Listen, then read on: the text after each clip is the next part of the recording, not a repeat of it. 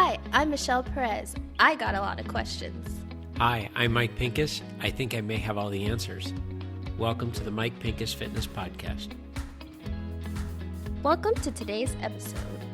I always sound so official when I start like that. Anyways, welcome to today's episode of the Mike Pincus Fitness Podcast. Sometimes your name is a little bit of a tongue twister. I was thinking you forgot my name for a second. No, this intro is going to be all over the place. That's all right. This works.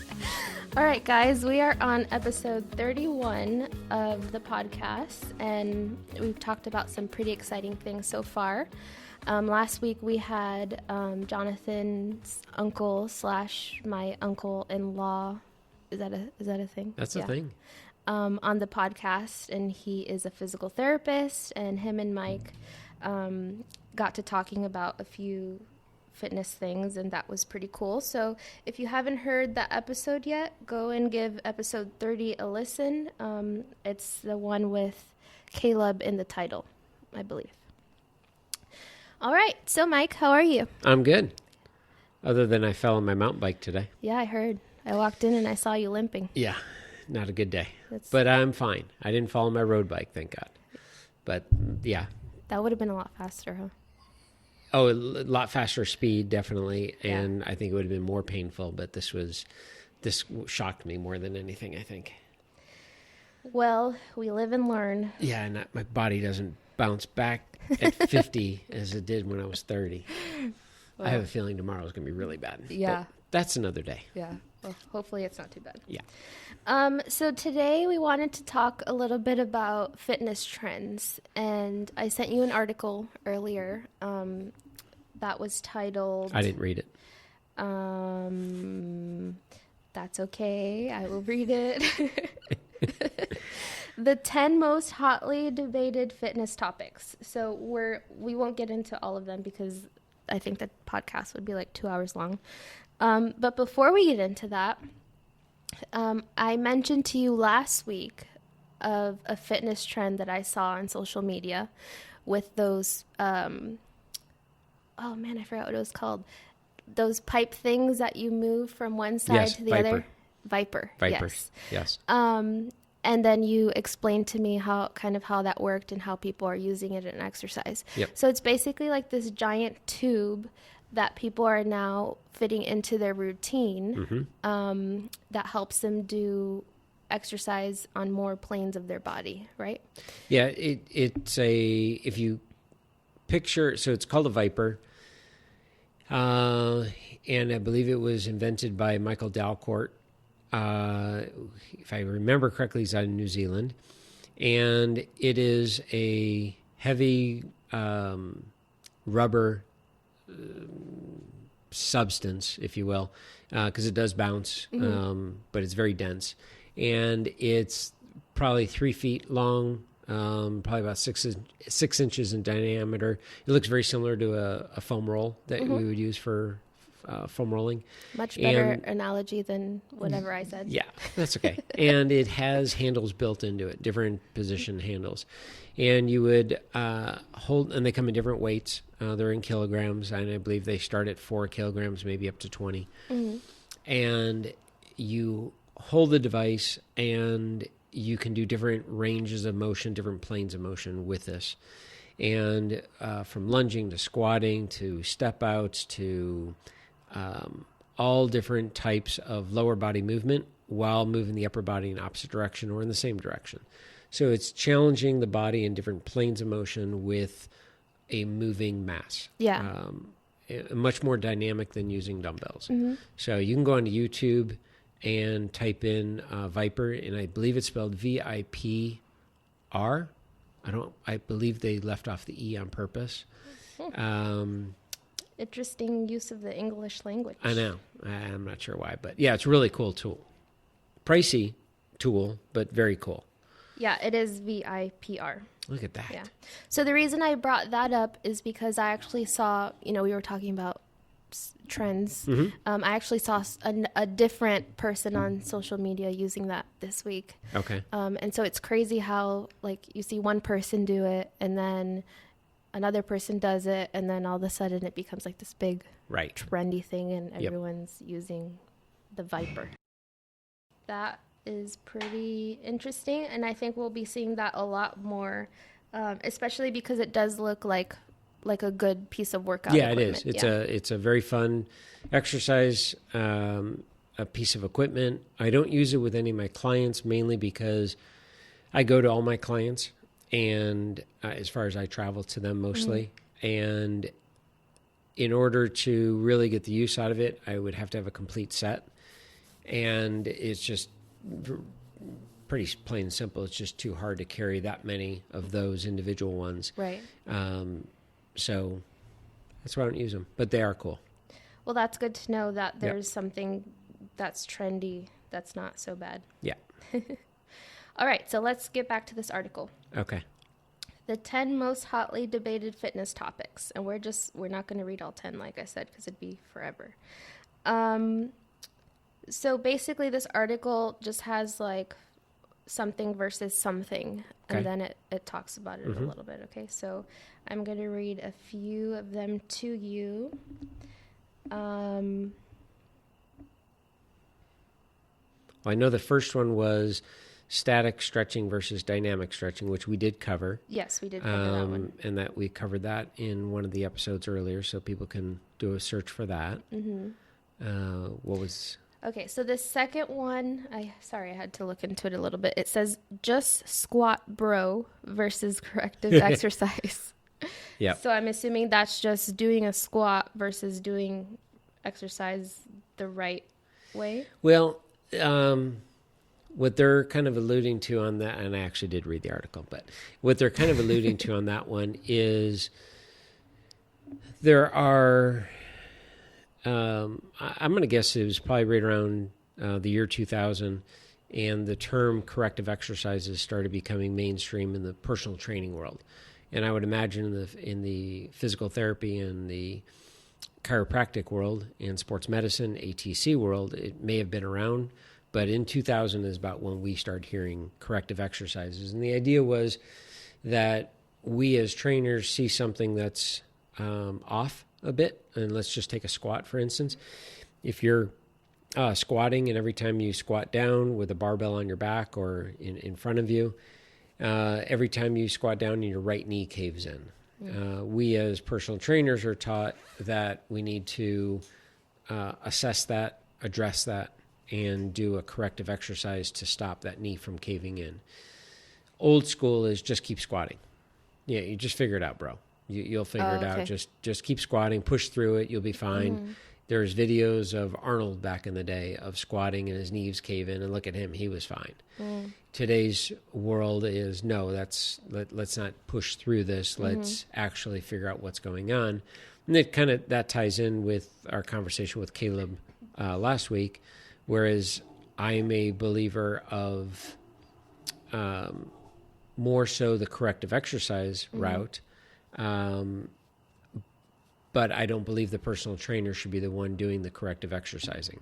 I believe that the trainer should be qualified to see that there's an issue and refer to a physical therapist, a chiropractor, an ATC, somebody with higher knowledge and higher training to be able to do an official assessment and come up with a corrective exercise. That person then would tell the personal trainer, these are the exercises I want you to do. Right. So instead of just pushing through it, I believe, let's go with the corrective exercise. Cool. So don't just squat, bro. Yeah. All right. Can you say that with a little more thug? No. Yeah. There's just no way. I was born and raised, which we kind of in Philadelphia? No. I got her there. You were born in Buffalo, outside of Buffalo. I was born in Rochester, and Does that automatically give you swag? Yes. Okay. How old were you when you left? 13. Oh, wow. But I don't have pictures to prove this, but I used to own a full denim jean bodysuit and Air Force Ones. Did you know this, Jonathan? And you still married her? I did. Wow. Probably had to. Clearly. I've gone through many stages of my life. Wow. Yeah. Major hip hop. Yeah. But anyways, that's a story for another day. Our next one is compound versus isolation exercises. This one actually made me chuckle in the article. The question is, should we be doing compound exercise versus isolation exercises? And I didn't really get into who exactly wrote the article, but a compound exercise, for all intents purposes, would be doing a squat. And an isolation exercise, and I put that in air quotes, for the same region of body part would be a knee extension or a leg extension machine that people sit down and there's a pad across their shins and they extend their legs out. Mm-hmm. So the isolation would be more the knee extension, the squat would be the compound. You can't isolate a muscle in body training and bodybuilding in the world. You think you can, and it looks like you can. It looks like that's the only thing working, but the reality is there's other muscles that are secondary to the primary muscle. So compound is more than one joint moving. Isolation, what they're thinking is a single joint move. But again, it's not, and I don't know if we're just playing with the words, but you can't have just the quadricep working without other things working as well. You're going to get other muscles that are stabilizers in order for the quads to work. A little more easier way to look at it is a bicep curl, doing a dumbbell bicep curl. People think it's an isolation exercise because it's only the biceps working. Well, actually, no, the dumbbell or barbell or any type of resistance is in your palm, and the distance from the weight itself, the resistance, to the bicep, you have your forearm and all the forearm muscles to do this bicep curl. You also have to use your shoulder muscles to stabilize. So even though they're not contracting, going through concentric and eccentric movement, contracting, relax, contract, relax, or lengthening, I should say, they're still working. Yeah. So you can't do a pure isolation movement. So I thought it was kind of a weak subject matter.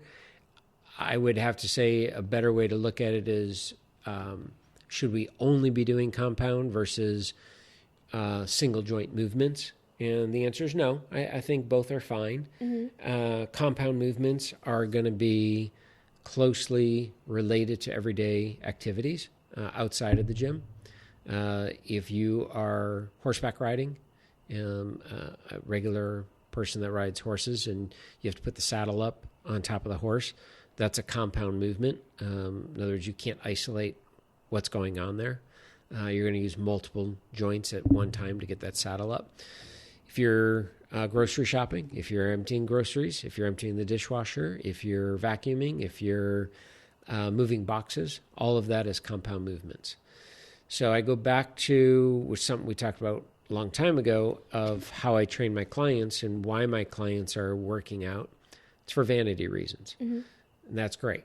So can we create exercises that help with vanity, but also can cross over to activities of daily living, which is where the term functional training comes into play.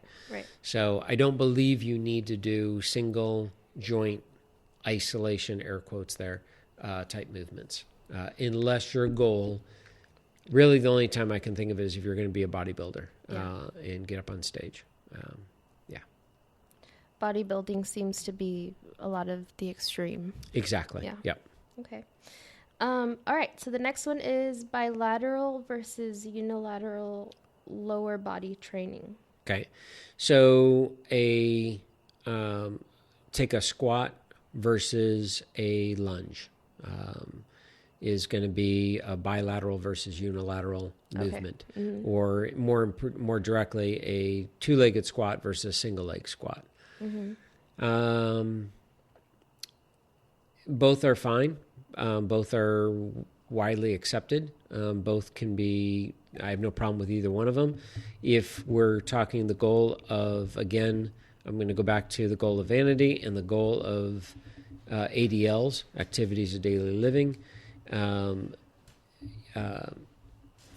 Single leg is going to come more into play than doing a conventional squat or staggered stance. One leg is slightly in front of the other leg because that's more normal. You go to pick something up and rarely are both your feet perfectly lined up somewhere between hip and shoulder width and your toes slightly turned out and the weight evenly between the ball of the foot and your heel. It's rare that happens. Something's on the ground, you bend down to pick it up. And if you were to look down, one leg is slightly in front of the other leg.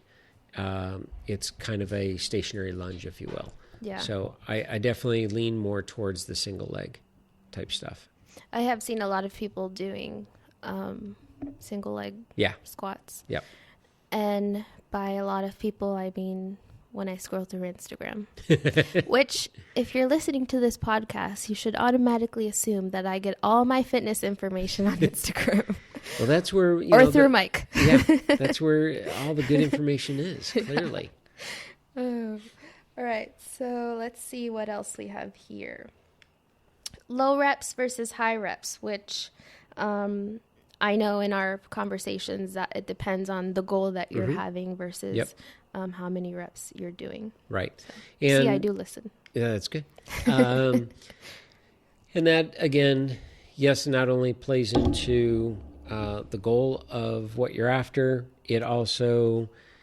I think people get hung up on of what the rep range needs to be. They get so set that I have to do 12 to 15 reps or I have to just pick a number. I have to do 12 and I never vary from that. And people have asked me, well, is high reps better for toning and definition than low reps? Is low reps better for building muscle?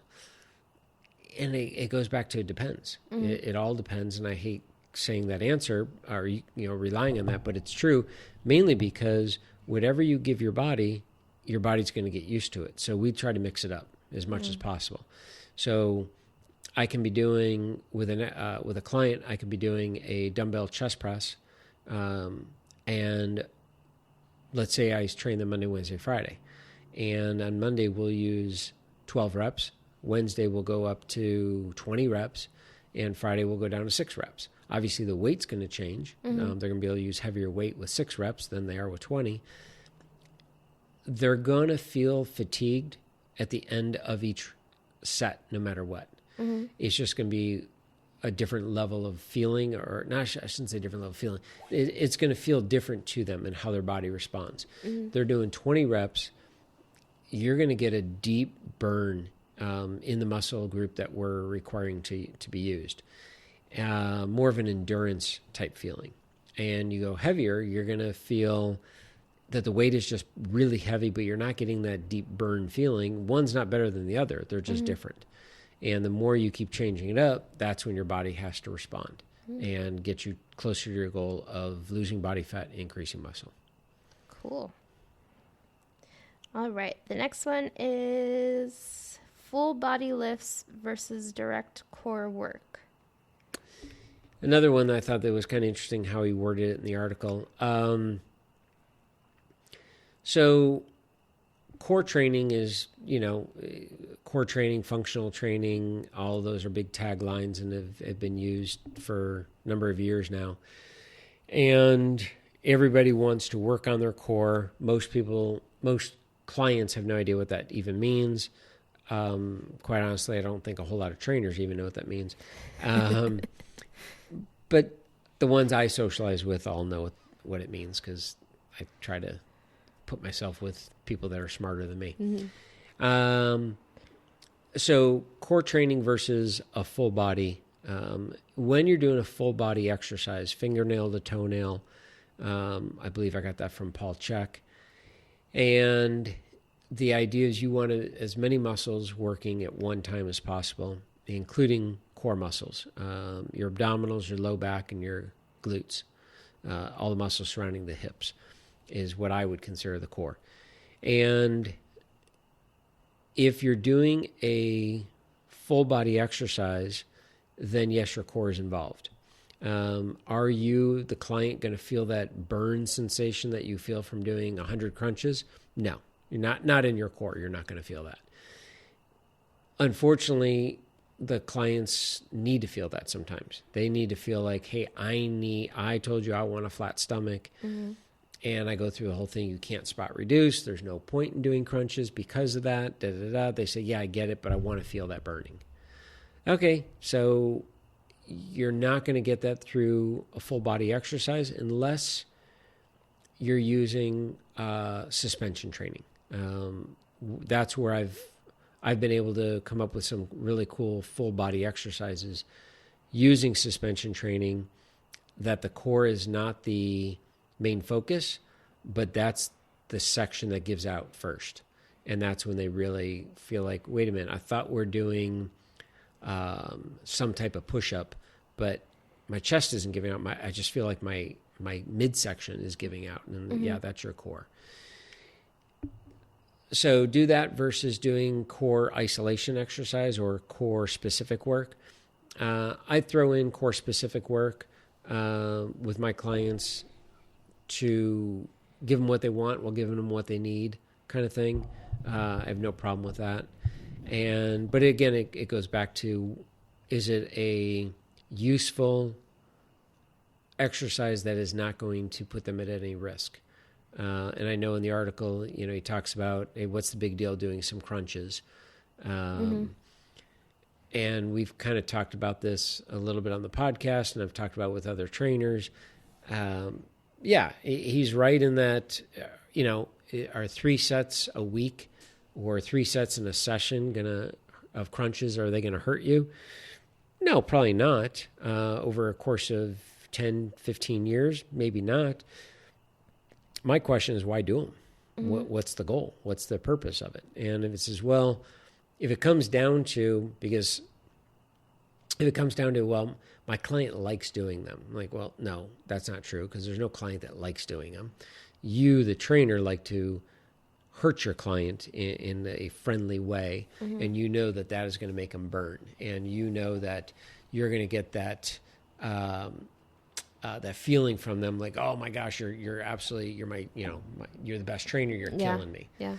But the reality is, there's so many other ways to get that burn feeling, if you will, in the midsection without running any risk of injury. Yeah. And crunch is just, in my opinion, not needed.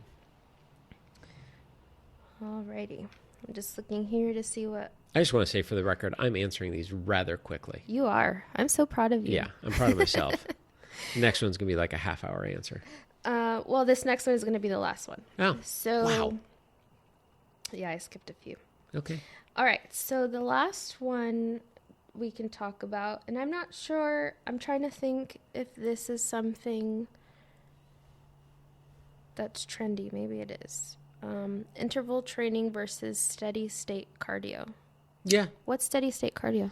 Steady state running? Yeah. Steady state cardio would be go for a 5-mile run, 3-mile run. Just go for a run. Don't increase your speed. Just stay at that same steady pace. Well, I have to say that steady state is very misleading, because when I'm running, I'm not at a steady state. I'm like halfway into it, I'm dying. And then towards the end, I'm like, yes, I'm crushing it. And then afterwards, you're done. Right. But yet your speed stayed the same. Oh, that's true. So that's the speed. Steady state. Okay, I get it. So for you, mentally, it's not steady state. It's phases of death. When is anything in life? Yeah. in my mental state steady? Exactly. Right. You're not a whole. He's not saying a word. So yeah. So interval training versus steady state. This one is highly contested. Yeah. I always have to look at Jonathan, because he's the writer of the He's group, good with the words. He's good with the words. Yeah. So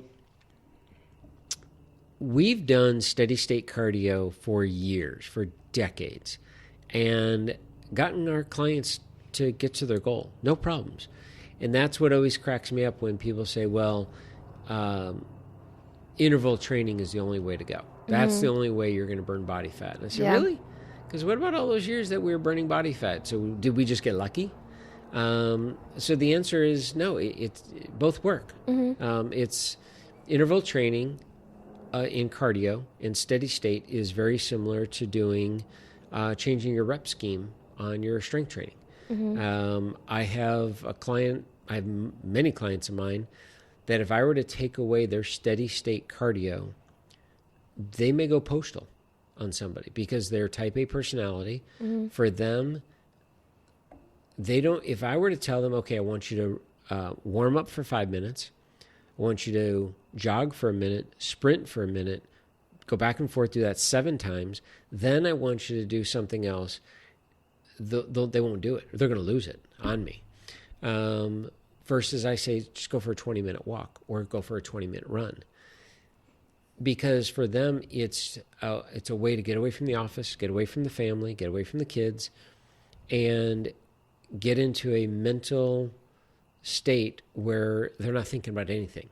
They're not thinking about their heart rate. They're not thinking about what they're supposed to be doing in terms of getting their heart rate up or lowering it back down. They're just going. Yeah. And it works great. And they lose body fat. Studies can come out and say that interval training is far superior and that you will lose body fat faster. I'm like, well, is this a sprint or a marathon? What's the goal? What are we trying to accomplish? Not only are we trying to accomplish body fat loss, but we're also trying to accomplish a mental state of health. Health. Man, my words are horrible today. But a safe state of mental health. Yeah. And if steady state cardio does that, then that's what works perfect.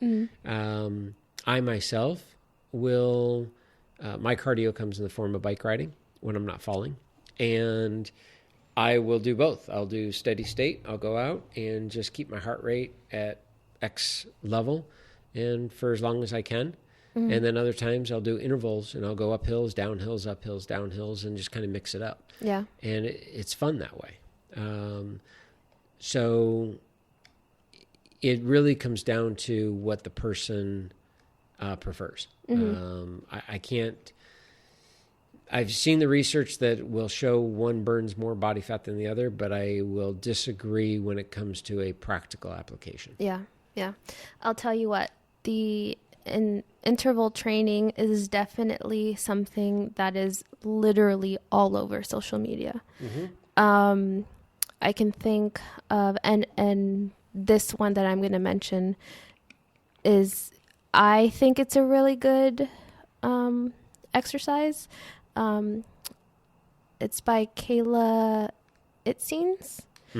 She created what's called the Bikini Body Guide, which I hate that it's called that because you can wear a bikini, right? You know, if you're 10 pounds or I don't know, more exactly. than that. But her workout is definitely interval focused. And it's one of the workouts that when I do it, I'm like, oh, man, I just kicked my own butt. Right. But I wouldn't recommend it for like a beginner. Right. Because exactly. that's It'd be not too much. Yeah, that's not something that you can like get into right off the bat. Yep. And I do like that in her guide, she does have a pre-training. So in order to get to the level where you can actually start her guide, you do like, I think it's like a month of pre-workout exercises. Perfect. But I have seen that, I think a lot of social media influencers fitness social media influencers who call themselves fitness experts or whatever, basically all of their guides are interval focused. Correct. Because I don't know, maybe they want people to get fast results, and then that. Possibly, I look at it as typically, if you look at the age of most fitness influencers, they're in that, I'm going to say they're in that young 20 to young 40 age bracket. And it's, especially with the younger, the 20 to 30-year-olds, it's all they know. They've never known of steady state cardio. They've never known of what we've done training people in the 80s, in the 90s, before they were born. And is that because interval training just became like this big monster during the time when they were getting into fitness? Absolutely, yeah. You know, it's been around. It was a tool. It's a tool in the toolbox. So we used it back in the 80s and 90s? Rarely, because the person's got to be in really good shape for it. You know, there's a saying with running, you don't start running to get in shape. You better be in shape to be a runner. Yeah. It's no joke. Yeah. And then people said, well, running's not enough. I'm going to start doing sprints. Mm-hmm. Well, sprints aren't enough. I'm going to start doing hill sprints. That's not enough. I'm going to start doing it in the sand. Mm-hmm. It's like, well, hold up. Where did Mary Smith, who is a mom of 4 kids and running a household and is stressed out of her mind and just wants to shed some body fat, why is she doing plyo box jumps? Why is she doing wind sprints with a parachute on her back uphill in the sand? Yeah. What happened to some of the basic stuff? And that she doesn't leave her workout, whether it's in her own home or in the gym, more stressed out than when she started. The whole idea of the workout is to ease up on your mind, not only get the body you're after, but to chill out. And so, I mean, I've taken myself through workouts where it's so intense, but I knew what I was in for. Yeah. And I loved it. But the rest of the day, I was trashed. Yeah. I would never take any of my clients through that. One, they'd never invite me back. Chances are they would get injured. And what's the point? And I've had this discussion with one of my very good friends who was a personal trainer. And his feeling and where he had a hard time training clients is that his mantra was 110% or nothing at all. And he, at 57 years old, goes to the gym and gives it 110%. And he doesn't understand how anyone giving it 90% would even get results. I mean, we didn't have an argument, but we had a discussion about it. He's like, no, Mike, it doesn't work that way. I said, no, it does work that way. So if you're a complete couch potato, but you only give a 50% effort of what I know you can do, you're still going to get results. For sure. It's going to be slower, but you're still going to get results. Yeah. And are the results good enough that we increased endorphin in your mind, in your brain, that you're feeling really good about yourself? Perfect. Did we lose 1 pound of body fat every week? No. But did we eventually get to the goal? Absolutely. Are you a happier person? Absolutely. Are you less stressed? Yes. So, yeah, interval training is just a tool in the toolbox.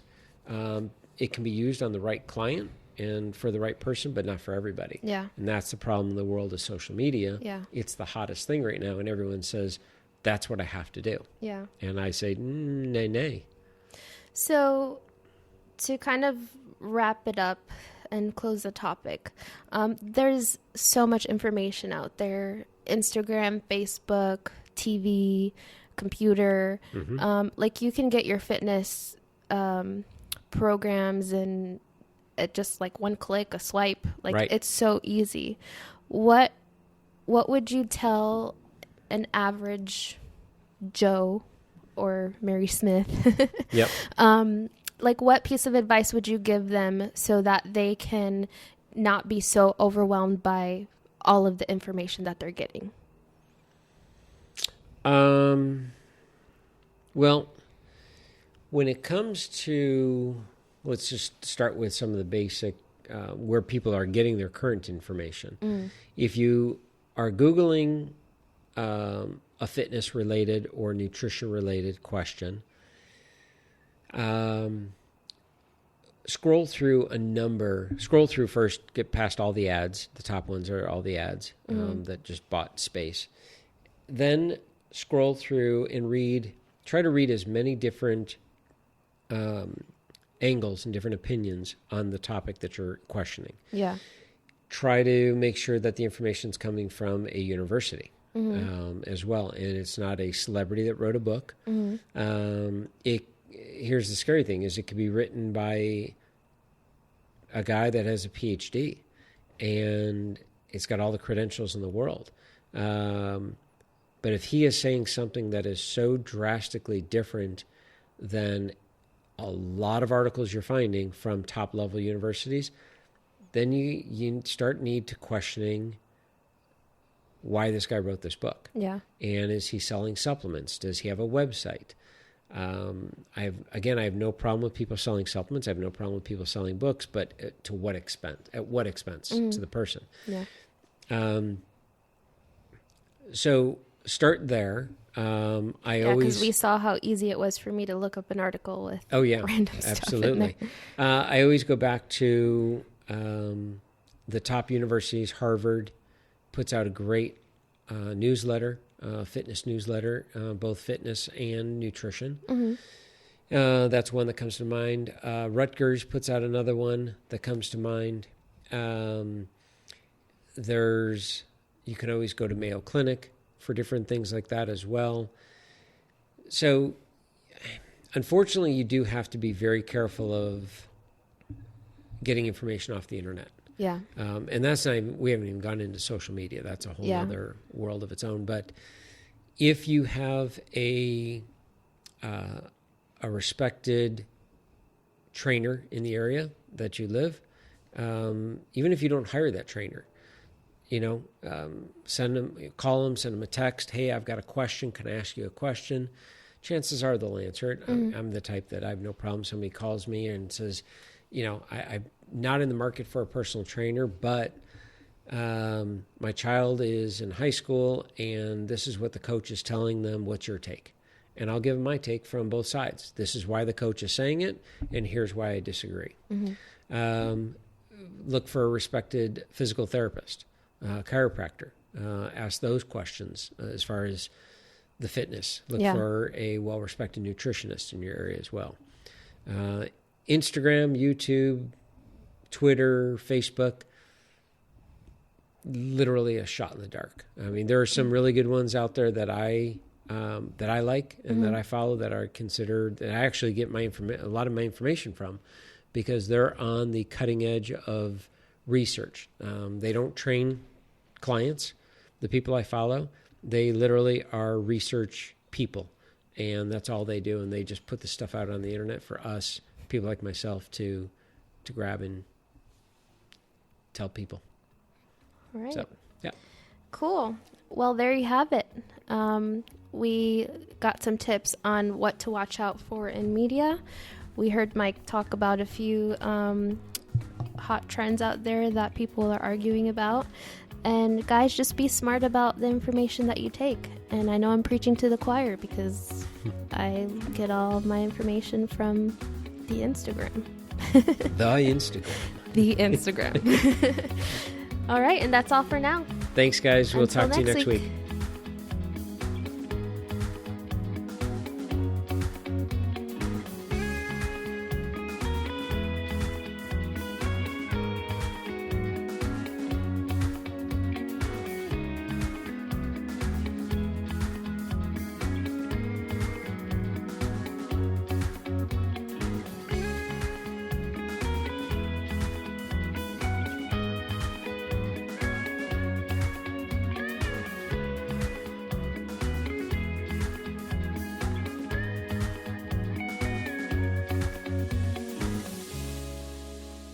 Do you believe in love after love? I forgot the words.